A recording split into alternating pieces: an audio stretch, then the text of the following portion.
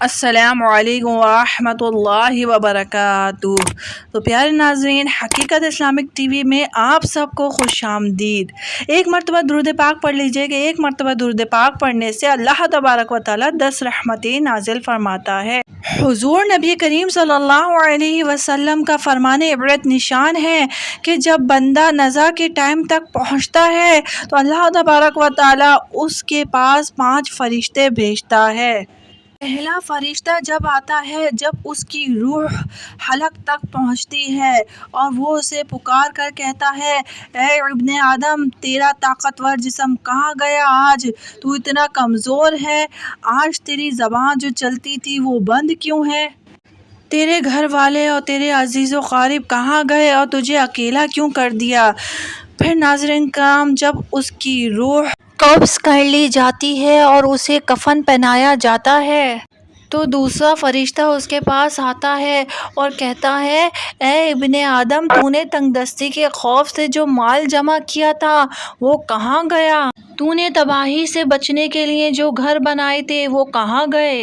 تو نے تنہائی سے بچنے کے لیے جو اونس تیار کیا تھا وہ کہاں گیا؟ اور پھر جب اس کا جنازہ اٹھایا جاتا ہے تو تیسرا فرشتہ اس کے پاس آتا ہے، آج تو ایسے سفر کی طرف رواں دواں ہے کہ ایسا لمبا سفر تو نے اس سے پہلے کبھی طے نہ کیا۔ آج تو ایسی قوم سے ملے گا جو آج سے پہلے تو ایسی قوم سے نہ ملا ہوگا۔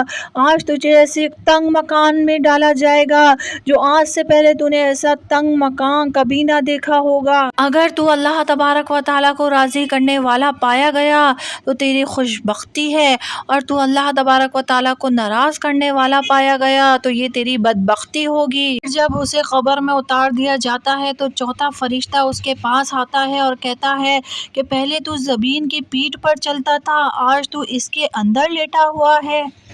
کل تک تو اس کی پیٹھ پر روتا تھا، آج تو اس کے اندر رو رہا ہے۔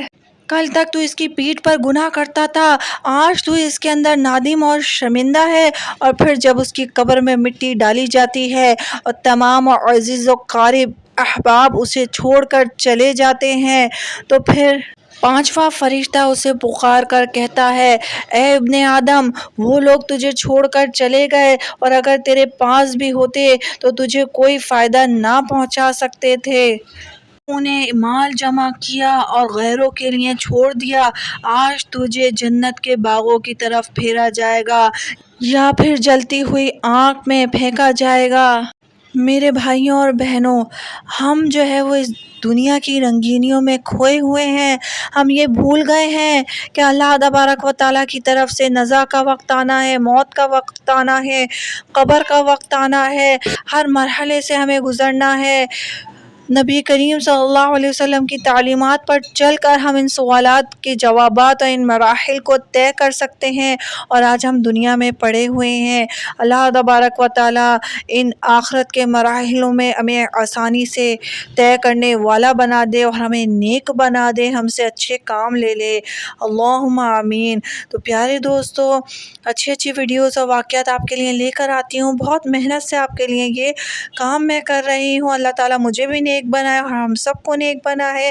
نیچے ہی ریڈ کلر کا سبسکرائب کا بٹن ہوگا، اگر ویڈیو پسند آئی ہو تو اس بٹن کو دبا دیجئے، ساتھ ہی نوٹیفیکیشن ہوگا اسے پریس کر دیجئے بیل آئیکن کا، اور ویڈیو کو لائک اور شیئر کیجئے، صدقہ جاریہ سمجھ کے، کیا پتہ آپ کا ایک شیئر کسی کی زندگی بدل دے۔ السلام علیکم، اللہ حافظ۔